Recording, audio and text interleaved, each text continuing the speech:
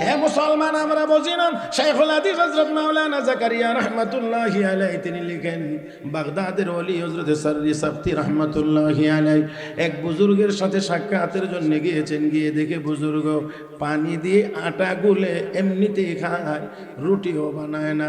জিজ্ঞেস করলেন, হযরত রুটি কেন বানান না? রুটি বানাইতে গেলে সময় লাগে বেশি, যতটা সময় বাঁচাইতে পারি ততটুকু সময়ের ভিতরে আমি 70 বার সুবহানাল্লাহ পড়তে পারি। আমার বন্ধুরা, তাদের কাছে সময়ের কদর ছিল অনেক বেশি, অনেক দামি। আমার আপনারই হায়াত বড় দামি।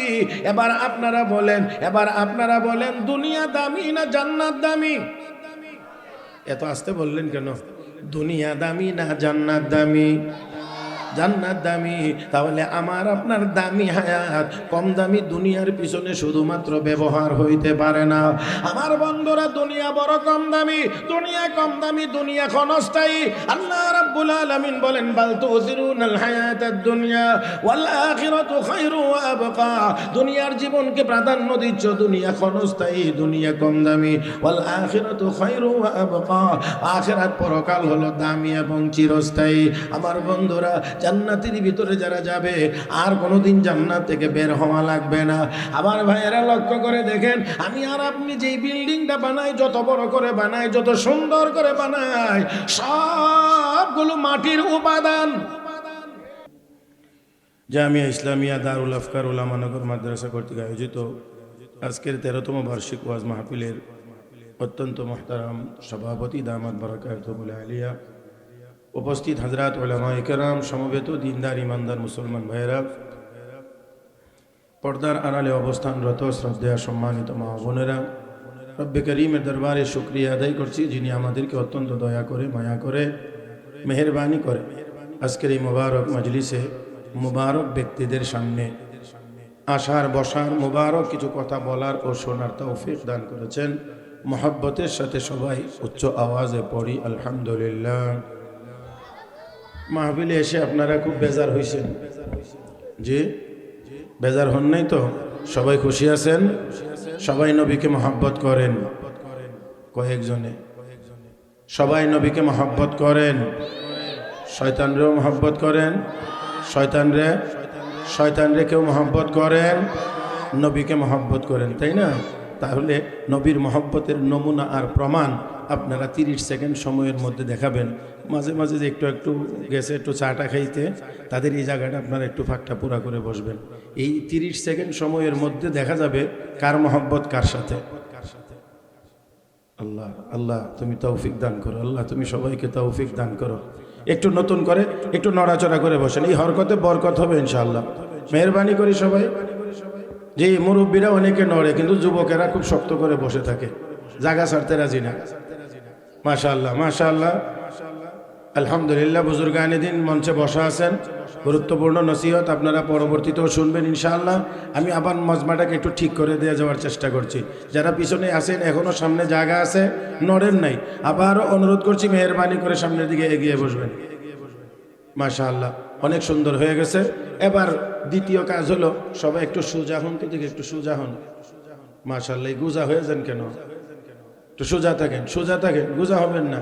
যদি শারীরিক কোনো অসুবিধা না থাকে তাহলে একটু সোজা হয়ে থাকবেন। উলামায়ে কেরামের চেহারার দিকে তাকাবেন। এই চেহারাগুলোর দিকে তাকাইলেই তো সগীরা গুনাহ মাফ হয়। হ্যাঁ, তাহলে এই দিকে তাকাবেন, এদিক ওদিক তাকায় থাকেন কেন?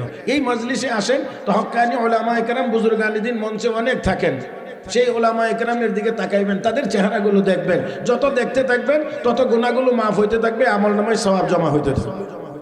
এই মজলিসে এসে যদি এই সুযোগটা আমরা নিতে না পারি তাহলে এটা আমাদের জন্য মনে হয় কিছুটা দুর্ভাগ্যই হবে। এই জন্য সবাই এদিকে তাকাইবেন। সময় বেশি না, সময় কম, তবে সময়টা গুরুত্বপূর্ণ। সময় খুব লম্বা না, সময়টা গুরুত্বপূর্ণ। মনোযোগ সহকারে শুনবেন। ছোট্ট আয়াত তেলাওয়াত করেছি, এই আয়াতে কারিমার আলোকে অল্প কয়েকটি কথা আপনাদের খেদমতে বলার চেষ্টা করব।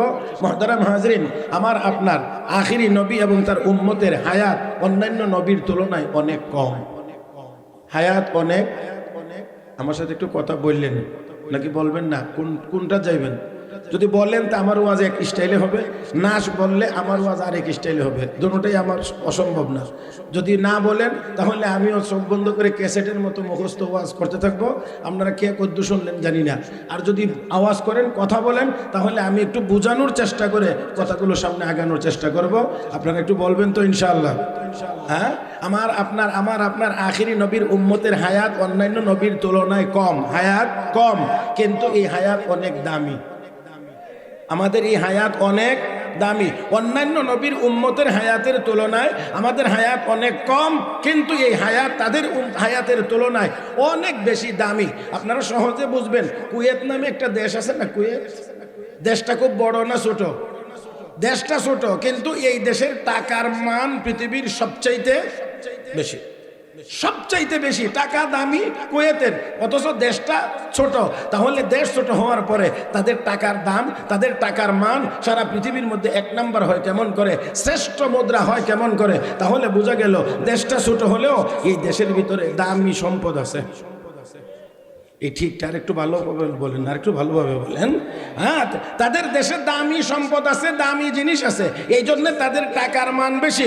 আমরাও আখিরি নবীর উম্মতের হায়াত যদিও অন্যান্য নবীর উম্মতের তুলনায় কম, কিন্তু আমাদের এই কম হায়াতের ভিতরেও আল্লাহ অনেক দামি জিনিস দান করেছেন, যার কারণে আমাদের হায়াতও বেশি দামি হয়ে গেছে। কেমন করে? আমি আগেই বলছি, একেবারেই গনে গনে কয়েকটি কথাই বলবো, এর বেশি বলাও যাবে না, সময় খুব নির্ধারিত। সেজন্য এক নাম্বার, আমার আপনার এই হায়াতের ভিতরে আছে একে 10, একে বুঝেন নাই মনে হয়, একে 10 আমল হবে একটা, সওয়াব হবে 10টা।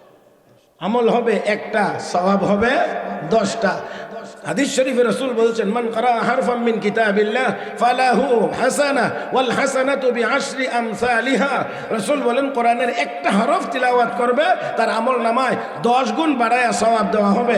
রাসূল ব্যাখ্যা করে বলেন, লা আকুলু আলিফ লাম মিম হারফুন বাল আলিফুন হারফুন ওয়া লামুন হারফুন ওয়া মিমুন হারফ। নবী বলেন, আমি এই কথা বলি নাই আলিফ লাম মিম সবটা মিলে একটা হরফ, বরঞ্চ আলিফ পৃথক অক্ষর, লাম পৃথক অক্ষর, মিম পৃথক অক্ষর। অতএব আলিফ লাম মিম তেলাওয়াত করলে আমল নামায় 30টা নেকি আল্লাহ দান করবে। কত আছে? একে, এ বাবার, আমার দিকে তাকা, বাবা ডিস্টার্ব করিস না, একদম চুপ, সবাই আমার দিকে, তুই আমার দিকে তাকা আগে। একে কত পাইলাম? 10। সবসময় ডান কাদের ফেরেশতা, এই যে ডান কাদের ফেরেশতার কাজই হলো একটা আমল করবে, সাথে সাথে 10টা সওয়াব তার আমল নামায় লিখে দিবে। হ্যাঁ, এই 10টা আমল, 10টা সওয়াব লেখার জন্য শর্ত আছে। যিনি আমল করবেন তাকে 1 নম্বর ইমানদার হওয়া লাগবে, 2 নম্বর শর্ত হলো তাকে ইখলাস ওয়ালা হওয়া লাগবে, 3 নম্বর শর্ত হলো তাকে আমল সুন্নত তরিকা অনুযায়ী করতে হবে। কয়টা কথা বলছি? 3টা। ইমানদার হওয়া লাগবে, ইখলাস ওয়ালা হওয়া লাগবে, সুন্নত ওয়ালা হওয়া লাগবে। মানে ইমানের সাথে, ইখলাসের সাথে সুন্নত তরিকায় যদি নেক আমল হয়, তাহলে একটা আমলের বিনিময়ে 10টা সওয়াব আল্লাহ লিখে দেবেন। আপনারা সবাই জানি, আপনার নবী মেরাজে গিয়েছিলেন, আল্লাহ নিয়েছিলেন, 50 ওয়াক্তের নামাজ দেওয়া হয়েছিল। 50 ওয়াক্তের নামাজ নবী নিয়ে এসেছেন। 50 ওয়াক্তের নামাজ দিয়ে উম্মত আদায় করতে পারবে না, বান্দারা আদায় করতে পারবে না, এটা তো আল্লাহ ভালো করে জানেন। রাস্তায় মুসা আলাইহিস সালামকে দাঁড় করায় রাখছেন, ও মুসা পয়গম্বর, এই নামাজের 50 ওয়াক্ত নামাজের গাঠুরিটা নিয়ে গেলেই তুমি আবার ঘুরাইয়া দিও। মুসা আলাইহিস সালাম জিজ্ঞাসা, আপনার উম্মতকে আল্লাহ কি দিয়েছেন? 50 ওয়াক্ত নামাজ দিয়েছেন। কিছু বলেন নাই? না, কি বলবো, আল্লাহ দিয়েছেন, আমি নিয়ে আসছি। আমি আমার উম্মত বনি ইসরাইলীদেরকে 2 ওয়াক্ত নামাজ পড়াইতে পারলাম না, আপনি 50 ওয়াক্ত নিয়ে আসলেন। আপনার উম্মতের চেয়ে আমার উম্মত শক্তিশালী ছিল, তারা 2 ওয়াক্ত পড়াইতে পারলাম না, আপনি কি করবেন? কমায়া নিয়ে আসেন, সুপারিশ করেন। নবী গেছেন, সুপারিশ করেন, আল্লাহ আমার উম্মত তো এত নামাজ কেমনে পড়বে? আচ্ছা ঠিক আছে, 5 ওয়াক্ত কমাই দিন।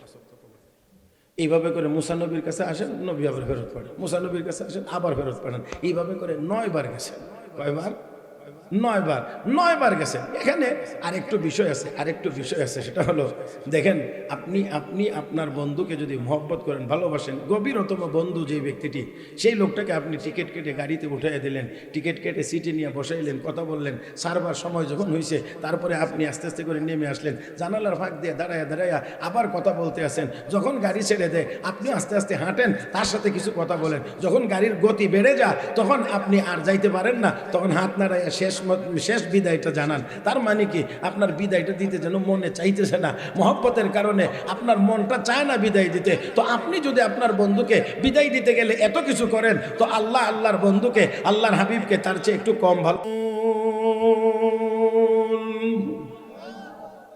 আল্লাহ বলেন একটা আমল করবে, একটা আমল, আমি আল্লাহ তাকে 10টা সওয়াব দান করবো। তাহলে এই উম্মত 1 বছর ইবাদত করলে 10 বছর, 10 বছর ইবাদত করলে অন্য উম্মতের 100 বছর। আমার ভাইয়েরা, তাহলে দেখেন আমাদের এই আমল, আমাদের এই হায়াতের ভিতরে, ছোট্ট এই হায়াতের ভিতরে 1-এ 10 আছে। এবারে আসেন, আজকে না মাত্র জুমার দিন গেল, আজকে কথা কয় না, আমাদের হায়াতের ভিতরে জুমা আছে। জুমা, বিশ্ব নবী বলেন জুমার দিন সকাল সকাল গোসল করে পাক পবিত্র হয়ে উত্তম কাপড় চোপড় পরিধান করে পায়ে হেঁটে মসজিদের দিকে যেই ব্যক্তি যাবে জুমার নামাজে আদায়ের জন্যে, মসজিদের ভিতরে গিয়ে ইমামের নিকটবর্তী হয়ে বসে মনোযোগ সহকারে ইমামের খুতবা শুনে বেহুদা গল্প গুজব করে না, এমন করে আমার যে উম্মত জুমার নামাজ আদায় করে বাড়িতে ফিরবে, রহমতের নবী বলেন আমার এই উম্মতের প্রতি কদমে কদমে আল্লাহ 1 বছরের নফল নামাজ, 1 বছরের নফল রোজার সওয়াব দান করবে।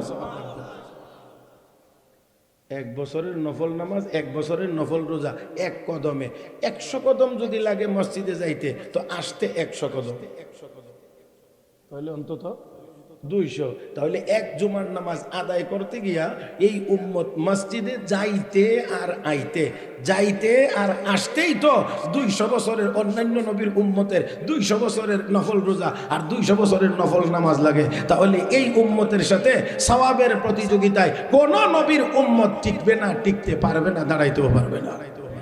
আল্লাহ এমন ব্যবস্থা করে দিয়েছেন, মুহতারাম হাজরিন। তাহলে আল্লাহ রাব্বুল আলামিন দেখেন আমাকে আপনাকে প্রতি কদমে কদমে আমার আপনার হায়াতের ভিতরে এমন একটা দিন রেখে দিয়েছেন, জুমার দিন, যেই দিনের একটি সময়ে কদমে কদমে 1 বছরের নফল নামাজ, 1 বছরের নফল সওয়াবের ব্যবস্থা আল্লাহ রাব্বুল আলামিন রেখে দিয়েছেন। মুহতারাম হাজরিন, তাহলে আরেকটু সামনের দিকে আগাই, তাহলে আমরা দেখব যে আমাদেরকে আল্লাহ রাব্বুল আলামিন শুধু 1-এ 10 দিয়েছেন তা না, 1-এ 70-এরও ব্যবস্থা করেছেন। রমজান মাস আসলে এর পরিমাণ কমে না বাড়ে?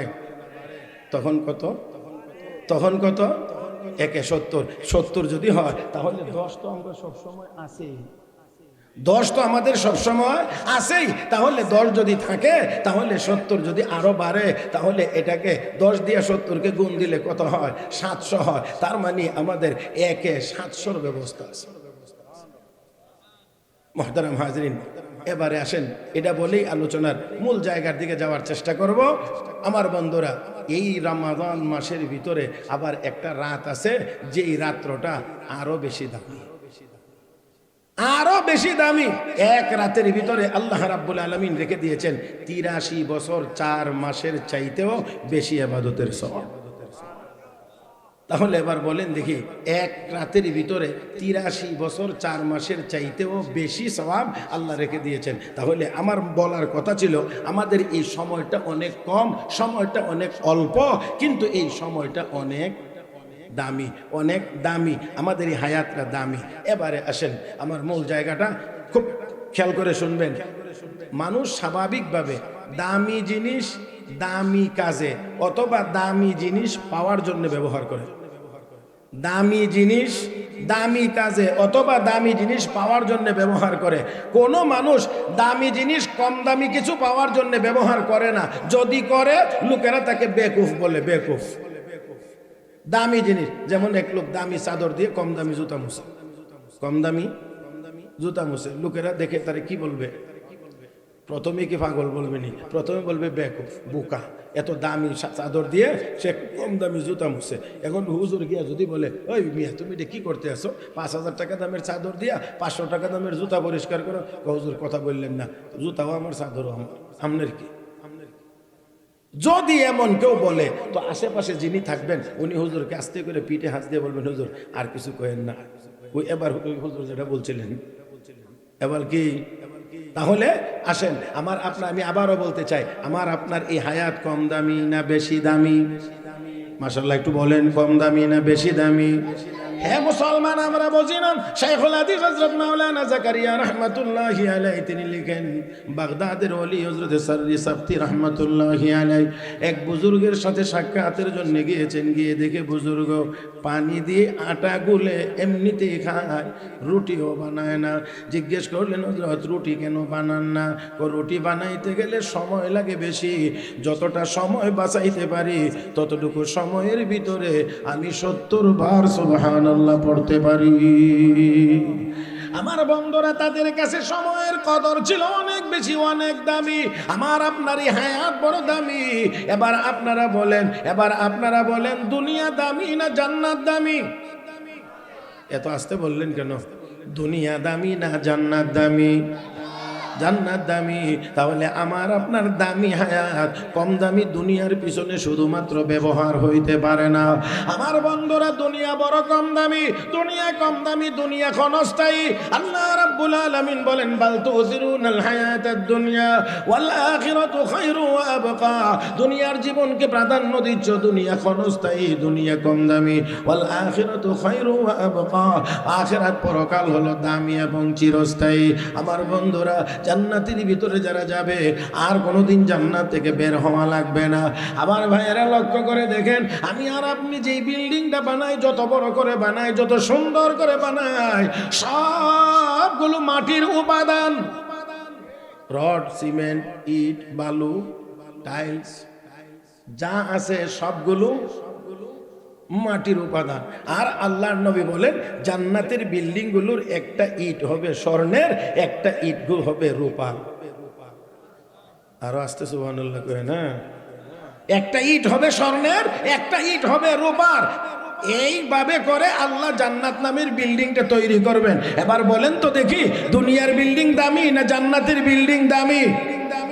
আমার ভাইয়েরা, তারপরেও দুনিয়ার যে বিল্ডিংটা আছে, যে কোনো মুহূর্তে আপনার হাতছাড়া হয়ে যাইতে পারে, এটার কোনো গ্যারান্টি নাই। আজকে যেই ঝাঁকুনিটা দিছিল, আল্লাহ দয়া করেছেন, আমাদের উপরে রহম করেছেন। যদি এই ঝাঁকুনিটা আর কয়েক সেকেন্ড বিলম্ব হইতো, অবস্থা কি হইতো তা জানি না। কথা বলেন না কেন? কি অবস্থা হয়তো জানি না। সামান্য একটু ঝাঁকুনি, আমার মনে হয় যারা ইতিপূর্বে ভূমিকম্প টের পেয়েছেন, আজকের মতো এত ভয় মনে হয় আর কোনোদিনও পার নাই।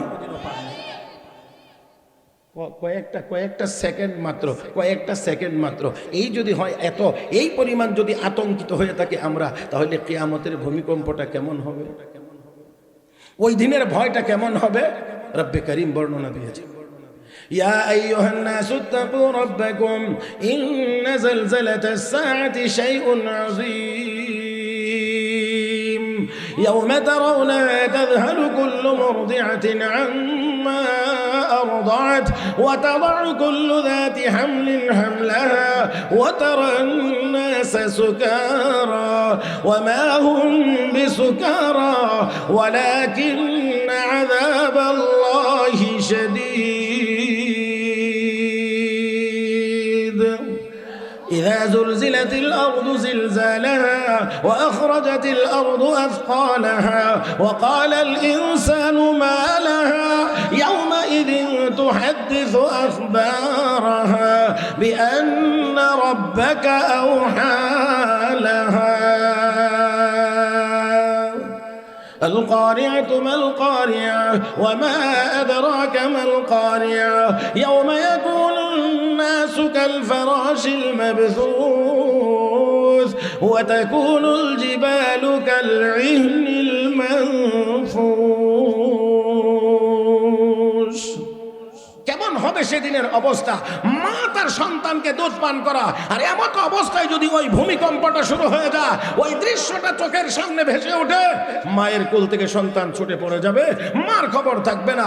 আল্লাহ রাব্বুল আলামিন আরো বলেন, ওয়া তাদাউ কুল্লু যাতি হামলিন হামলাহা, গর্ভধারিণী মা সন্তান তার পেটে, এমন অবস্থায় যদি ওই অবস্থার সম্মুখীন হয়, তাহলে ওই মায়ের গর্ভ থেকে সন্তান ছুটে পড়ে যাবে, মার খবর থাকবে না। অবস্থাটা কেমন হবে? রব্বে কারীম আরো বলেন ওয়া তারান নাসা সুকারা, হাবিব আপনি মানুষগুলোকে দেখবেন মাতা ওয়া মা হুম বিসুকারা, অথচ তারা মাতাল না, ওয়ালাকিন্না আযাবাল্লাহি শাদীদ, আল্লাহর আযাব দেখতে পাবে, কঠিন আযাব, সেই জন্য তাদের অবস্থাটা এমন হবে অবস্থা। ও মুসলমান, ও মুসলমান, তাহলে সেই দিন সেই সময় আমাদের সকলের সামনে রয়ে গেছে। ও ভাইরা, তাহলে যদি আমরা এই দুনিয়াটা যতই কম দামি হোক তারপরও ক্ষণস্থায়ী, তাহলে এই ক্ষণস্থায়ী দুনিয়ার পিছনে এত দামি হায়াত ব্যবহার করা যায় না। ও মুসলমান, মুসলমানের হায়াত, মুসলমানের কথা, মুসলমানের বলা, মুসলমানের চলা, মুসলমানের হাঁটা সবগুলো হবে জান্নাতের পথে, জান্নাতের পথে। দুনিয়াতে আকাশে ঈগলও উড়ে, শকুনও উড়ে, দুটোটাই নিচের দিকে খাদ্য তালাশ করে, তবে শকুন সবসময় মরা পচাটার দিকে তাকিয়ে থাকে আর ঈগল সবসময় জিন্দাটা শিকার করে খায়। আমার বন্ধুরা, দুনিয়াতে কাফের বেঈমানেরাও বিচরণ করে, ইমানদারেরাও বিচরণ করে। কাফের বেঈমানদের সকল টার্গেট হলো শকুনের মতো মরা পচা দুনিয়া, আর ইমানদারের টার্গেট হলো আল্লাহর তৈরি পবিত্র জান্নাত। কোন দিকে যাবেন, জাহান্নামে না জান্নাতে? বলেন না, জাহান্নামে না জান্নাতে? সবাই আমরা জান্নাতে যাইতে চাই, সবাই আমরা জান্নাতে যাইতে চাই। আল্লাহ আমাদের সবাইকে কবুল করুন, জোরে বলি আমিন। জাহান্নাম, জাহান্নাম এটা ভালো জায়গার নাম। জাহান্নাম এটা ভালো জায়গার নাম না, এটা নিকৃষ্ট জায়গা। এজন্যে আল্লাহর নবীকে আল্লাহ বলেন তার উম্মতের ব্যাপারে, নবীকে দিয়ে উম্মতকে বলছেন আল্লাহ, লা ইয়াগুররান্নাকা তাকাল্লুবুল লাযীনা কাফারু ফিল বিলাদ মাতাউন কালীল সুম্মা মাওয়াহুম জাহান্নাম ওয়া বি'সাল মিহাদ।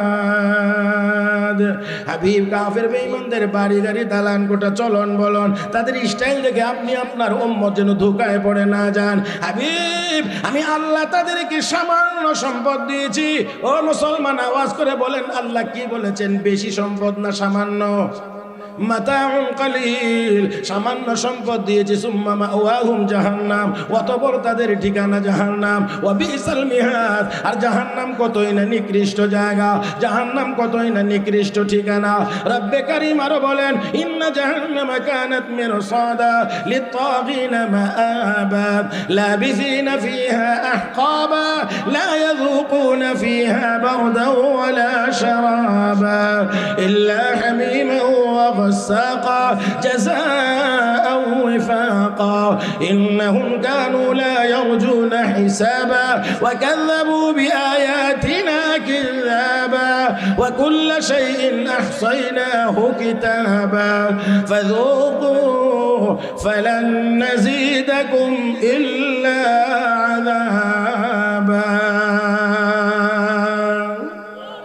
ও মুসলমান, আরেকটু আওয়াজ করে কোন, একবার আরেকটু আওয়াজ করে কোন, হইছে না? একসাথে সবাই মিলে বলেন। কষ্ট হয়ে গেছে মনে হয় না? নারে তাকবীর। আমার ভাইয়েরা, সময় খুবই কম, বুজুর্গরা স্টেজে বসা আছেন, সেজন্য আমি সময় বেশি নেব না, আমি শেষ করব অল্প সময়ের মধ্যে। বলছি জাহান্নাম, জাহান্নাম এটা ভালো ঠিকানার নাম না, যেখানে গেলে লা ইয়াযুকুনা ফিহা বারদা ওয়ালা শারাবা, একটু ঠান্ডা, এক পানি, একটু শরবত জাহান্নামের ভিতরে নাই। ইল্লা হামিমা ওয়া গাসাকা, কেবলমাত্র আছে ফুটন্ত, চরম ফুটন্ত গরম পানি। ও মুসলমান, এই গরম পানিটা আবার কি পরিমাণ গরম! هل أتاك حديث الغاشية وجوه يومئذ خاشعة عاملة ناصبة تصلى نارا حامية تسقى من عين آنية। এই তুসকা মিন আইনিন আনিয়ার ব্যাখ্যা করতে গিয়ে ইমাম কুরতুবী লিখেন, ওইখানের পানি এত গরম, এত গরম হবে, এক ফোঁটা গরম পানি যদি হিমালয়ের চূড়ায় ছেড়ে দেওয়া হয়, আল্লাহর কসম, এক ফোঁটা গরম পানির তাপ হিমালয় সহ্য করতে পারবে না, পুরো পাহাড়টা গলে পানি হয়ে যাবে। এমন পানি আপনাদেরকে যদি, আমাদেরকে যদি পান করতে দেওয়া হয়, সহ্য করতে পারবো তো আমরা সবাই? হ্যাঁ, তাহলে আবার একটু আওয়াজ করে বলবেন, আমার আপনার এই দামি হায়াত, আমার আপনার এই দামি হায়াত এই শুধু দুনিয়ার পিছনে ব্যয় হতে পারে না, শুধু দুনিয়া কামাই করার জন্য হতে পারে না। শকুনের মতো শুধু মরা পচা দুনিয়ার দিকে কাফের বেঈমানদের নজর হলো তাদের মতো মরা পচা দুনিয়ার দিকে, ইমানদারের নজর থাকবে আল্লাহর তৈরি জান্নাতের দিকে। এই জন্য লক্ষ্য করে দেখেন, জান্নাত সামনে থাকলে হযরত আকদাস মাওলানা জাফর আহমদ থানেশ্বরী রহমতুল্লাহি আলাইহি সহ ওলামায়ে কেরামকে ব্রিটিশ শাসকেরা, ওই জালেমেরা একবার গিয়ে তাদেরকে নেওয়া হয়েছে, এক জেলখানা থেকে আরেক জেলখানায় স্থানান্তরিত করা হয়েছে ফাঁসি কার্যকর করার জন্য। এক ইংরেজ অফিসার গিয়ে বলতে আছে, ও মোল্লার দল, আগামী অমুক দিন তোমাদের ফাঁসি। আগামী অমুক দিন তোমাদের ফাঁসি। যেই মাত্র বলছে ফাঁসি, সবাই মারছেন হাসি। এত স্তব্ধ হয়ে গেছে। দেখো, শোনাইলাম ফাঁসির কথা, হাসি মারলো। এই মোল্লা মৌলবীরা কি ফাঁসি টাসি বুঝে না? আপনাদের কি মনে হয় বুঝে না? না বুঝেই হাসি দিছে। কিছুক্ষণ পরে নিজেকে সামলিয়ে নিয়ে বলছে, এই মোল্লার দল, তোমরা কি বুঝতে পেরেছো কি বলছি? হ্যাঁ বুঝছি। তো তুমি ফাঁসির কথা না বলছো, তো ফাঁসির সাথে হাসির কি সম্পর্ক? ফাঁসির সাথে হাসির কি সম্পর্ক? ফাঁসির কথা শুনলে ভিতরটা কেঁপে ওঠে, চেহারাটা মলিন হয়, কান্না চলে আসে, না হইলেও আতঙ্কিত হয়ে যায়। তাহলে মুসলমান তুমি হাসি মারলা, ফাঁসির সাথে হাসির কি সম্পর্ক? আমাদের সম্পর্ক আছে। বলি কি সম্পর্ক? ইমানের কারণে দ্বীনের কারণে যদি কাউকে ফাঁসিতে ঝুলানো হয়, তাহলে ওই লোকটা হবে শহীদ। আর আমার নবী বলে গেছেন, শহীদেরা বিনা হিসাবে জান্নাতি। ولا تحسبن الذين قتلوا في سبيل الله أمواتا بل أحياء عند ربهم يرزقون ولا تقولوا لمن يقتل في سبيل الله أمواتا بل أحياء ولكن لا تشعرون। আল্লাহর রাস্তায় যারা শাহাদাত বরণ করে তাদেরকে মৃত মনে করিও না, তারা আল্লাহর কাছে জীবিত এবং রিজিক প্রাপ্ত। রাসূলের সাহাবী হযরত জাফর ইবনে আবি তালেব রাদিয়াল্লাহু তাআলা আনহু মুতার যুদ্ধে দুনো হাত কাটা গিয়েছিল। ইসলামের ঝান্ডা উঁচু করে রাখতে গিয়ে, দ্বীনকে প্রতিষ্ঠিত করতে গিয়ে আল্লাহ রাব্বুল আলামিনের এই বান্দা নবীর চাচাতো ভাই জাফর ইবনে আবি তালেব রাদিয়াল্লাহু তাআলা আনহু শাহাদাতের পরে কোন এক সাথী সঙ্গী জিজ্ঞেস করেছিলেন স্বপ্নে দেখে, আল্লাহ তোমার সাথে কেমন ব্যবহার করেছেন? হযরত জাফর বলেন, আল্লাহ আমার উপরে এতটা সন্তুষ্ট হয়েছেন। আল্লাহ ডাক দিয়ে, জাফর দুটোটা হাত কাটা গিয়েছিল যুদ্ধের ময়দানে, তাই না? আমি আল্লাহ বিনিময়ে আর দুইটা হাত ফিরিয়ে দিতে চাই না। জান্নাতি নূরের দুইটা পাখা তোর বাহুতে লাগায় দিলাম, উঠতে থাক জান্নাতের ভিতরে, যে কোনো ধানে বসে মনে চা জান্নাতের ফল খাবে। আর একটু আরাম আর রেস্টের দরকার যদি হয়, জাফর আমার আরশের নিচে এসে আরাম নিচে। ও ভাইয়েরা, আমি অল্প কয়েকটি কথাই বলেছি। আমি বোঝানোর চেষ্টা করেছিলাম প্রথমে যে আপনার এই হায়াতটা কম দামি না বেশি দামি? বেশি দামি। তো বেশি দামি হায়াতটা এই কম দামি দুনিয়ার পিছনে, ক্ষণস্থায়ী দুনিয়ার পিছনে ব্যয় করাটা, এটা বুদ্ধিমানের কাজ? এটা বুদ্ধিমানের কাজ না। আমাদের এই হায়াত খরচ হবে জান্নাতের পথে। জোরে বলেন ইনশাআল্লাহ, সব জবানে বলেন ইনশাআল্লাহ। আমার আপনার এই হায়াত, আমার আপনার প্রতিটা কদম, প্রতিটা কথা, প্রতিটা কাজ, সবগুলো হবে জান্নাতের পথে, জান্নাতের পথে, জান্নাতের পথে। হ্যাঁ, দুনিয়ায় থাকতে গেলে তো দুনিয়া একটু লাগবে, দুনিয়ায় থাকতে গেলে দুনিয়া তো একটু লাগবে। মাওলানা রুমি বড় চমৎকার বলেছেন, জাহাজ চালাইতে হলে তো পানি লাগবে। কথা কয় না? লঞ্চ চালাইতে গেলে পানি লাগবে, তবে এই পানি লঞ্চের ভিতরে না বাহিরে? এবার আমার কথা বুঝেননি আপনারা? জাহাজ চালাইতে পানি লাগবে, সেই পানি লঞ্চ জাহাজের ভিতরে না বাহিরে? জাহাজের বাহিরে পানি থাকবে, পানির উপর দিয়ে জাহাজ চলবে, পানি জায়গাতে থাকবে। এই পানি ব্যবহার করে আমি জাহাজ নিয়ে বিভিন্ন গন্তব্যে পৌঁছে যাব। মুহতারাম হাজরিন, মাওলানা রুমি বলেন, দুনিয়া চলতে গেলেও দুনিয়া লাগবে, তবে দুনিয়াও থাকবে মুমিনের কলবের বাহিরে। কলবের বাহিরে ওই জাহাজের পানির উপর দিয়ে চলবে, কিন্তু কেউ যদি জাহাজের ভিতরে পানি উঠায় তাহলে জাহাজ অ্যাক্সিডেন্ট করবে। দুনিয়ার মহব্বত যদি কারো কলবের ভিতরে ঢুকে যায় তাহলে সেও অ্যাক্সিডেন্ট করে জাহান্নামে যাবে। من كان يريد العاجلة عجلنا له فيها ما نشاء لمن نريد ثم جعلنا له جهنم يصلاها مذموما مدحورا ومن أراد الآخرة وسعى لها سعيها وهو مؤمن فأولئك كان سعيهم مشكورا ومن أعرض عن ذكري فإن له معيشة ضنكا ونحشره يوم القيامة أعمى قال رب لم حشرتني أعمى وقد كنت بصيرا قال كذلك أتتك آياتنا فنسيتها وكذلك اليوم تنسى আল্লাহ বলেন দুনিয়ার এই দুনিয়ার পিছনে পড়ে আমার ইবাদত থেকে যদি ঘাড় ঘুরায়া পিঠ ঘুরায়া চলে যাস বান্দা, আমার কোনো লস হবে না, আমার কোনো ক্ষতি হবে না। ফাইন্না লাহু মাঈশাতান দানকা, তোর জীবনটাই হবে সংকীর্ণ। আর পরকালে হাসরের মাঠে উঠবে, ওয়ানাহশুরুহু ইয়াউমাল কিয়ামাতি আ'মা, অন্ধ হয়ে হাসরের মাঠে উঠবে, বলবে লিমা হাশারতানি আ'মা, আল্লাহ আমারে অন্ধ বানায় উঠাইলেন কেন? আল্লাহ বলবেন কেন কাযালিকা আতাতকা আয়াতুনা ফানাসিতাহা, আমার কুদরতের নিদর্শন তোর কাছে গিয়েছিল, আমার মেসেজ তোর কাছে গিয়েছিল, আমার সতর্কবাণী তোর কাছে গিয়েছিল, আমার সাবধানতা তোর কাছে গিয়েছিল। এই কয়েক সেকেন্ডের ভূমিকম্পের সতর্কবাণী তোকে দিয়েছিলাম, সাবধান করেছিলাম, কিন্তু তারপরে তুই সাবধান না হয়ে তুই এই পথেই রয়ে গেলে। এই জন্যে আজকে আমি তোকে অন্ধ বানায় হাসরের মাঠে উঠাইছি। আমার ভাইরা, দুনিয়াতেও আমরা শান্তি চাই, দুনিয়াতেও আমরা শান্তি চাই, আখেরাতেও আমরা জান্নাত চাই। কি বলেন ঠিক কিনা? তাহলে আসেন, তাহলে আমার আপনার এই হায়াত দামি সম্পদটাকে, দামি জিনিসটাকে ব্যবহার করতে হবে ওই জান্নাত নামের দামি রাস্তায়। সেটা হলো ইন্নাল্লাযীনা আমানু ওয়া আমিলুস সালিহাত কানাত লাহুম জান্নাতুল ফিরদাউসি নুজুলা। রব্বে করিম বলেন যারা ঈমান এবং নেক আমল নিয়ে আমি আল্লাহর কাছে আসবে, কয় জিনিস বলেন না? ঈমান, নেক আমল, ঈমান, নেক আমল, ঈমান।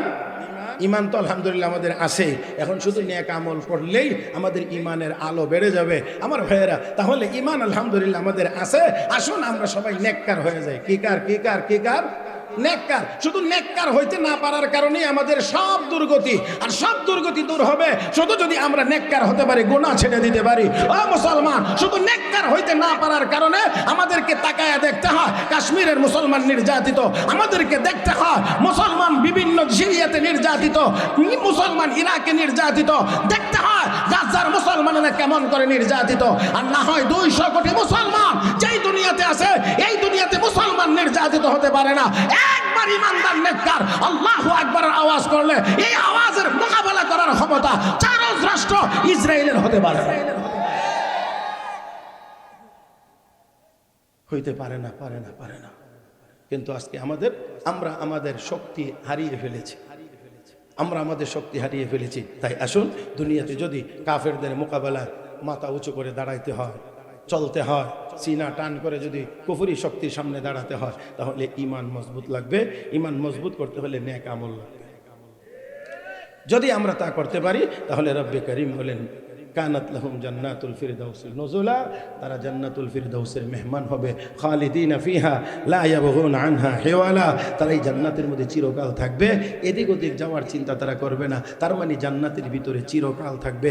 দুনিয়াতে আমরা 1 ঘন্টা থাকতে পারবো এমন কোনো নিশ্চয়তা 1 ঘন্টা না, আধা ঘন্টাও না, 15 মিনিটও না, 5 মিনিটও আমরা বেঁচে থাকতে পারবো এমন কোনো নিশ্চয়তা আমাদের কাছে নেই।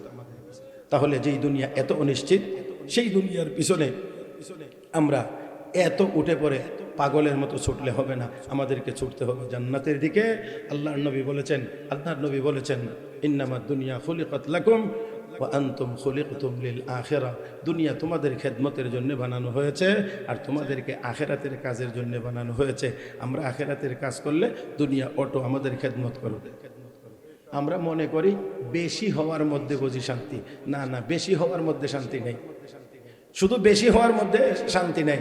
আমি একটা কথাই শুধু এখানে বলবো, যতটুকু দুনিয়া কামাই করব, যদি সেটা হালাল পথে হয় তাহলে অল্প হইলেও হারাম পথের কোটিপতি হওয়ার চাইতে বেশি শান্তিতে থাকা যাবে। আরো একটু জোরে কান। যারা কোটি কোটি কোটি কোটি টাকার মালিক হয়ে বাংলাদেশে এই টাকা সামলানোর ব্যবস্থা নাই, কানাডার বেগমপাড়ায় বাড়ি করছে, লন্ডনে বাড়ি বানাইছে, বেলজিয়ামে বাড়ি বানাইছে, আজকে অবস্থা কি তাদের? আর ওলামা একরাম যারা ওই অল্প সামান্য কিছু বেতন বলা যায় না, একটা সম্মানী ভাতা নিয়ে যারা দ্বীনের খেদমত আঞ্জাম দিয়ে যাচ্ছেন, আলহামদুলিল্লাহ তারা আগেও যেমন ছিলেন এখনও আছেন। এই মোল্লা মৌলবী এই দেশে ইনশাআল্লাহ কিয়ামত পর্যন্তই সম্মান সহকারে থাকবে। মোল্লাদেরকে তাড়াইতে যাবেন, নিজেরাই তাড়া খেয়ে দুনিয়া থেকে চলে যাবে। আমার ভাইয়েরা, পাকিস্তানের লৌহ মানব বলা হয়তো ইস্কান্দার মির্জাকে, যে বলছিল মোল্লাদেরকে দেশ থেকে বের করে দাও। আল্লাহ তার পরিণতি এমন করেছে যে তার মৃত দেহটাও পাকিস্তানের জমিনে আর দাফনের সুযোগ হয় নাই, তার শ্বশুরবাড়ির দেশে দাফন করতে হয়েছে। কাজেই কাজেই আমার ভাইয়েরা, আমরা কোরআনের সাথে থাকবো, ঈমান আর নেক আমলের পথে থাকবো, কোরআনের ধারক বাহক হযরত উলামা ইকরাম বুজুর্গানে দ্বীনদের সাথে আমরা থাকবো, তাদেরকে অন্তর দিয়ে মহব্বত করব, সময়ে সুযোগে দ্বীনের কাজে আমরা ওনাদের পাশে থাকবো, সহযোগিতা করব। আল্লাহ আমাদের সবাইকে তৌফিক দান করুন, আমিন ইয়া রাব্বাল আলামিন। দয়া করে কেউ উঠবেন না, আল্লাহর হস্তে।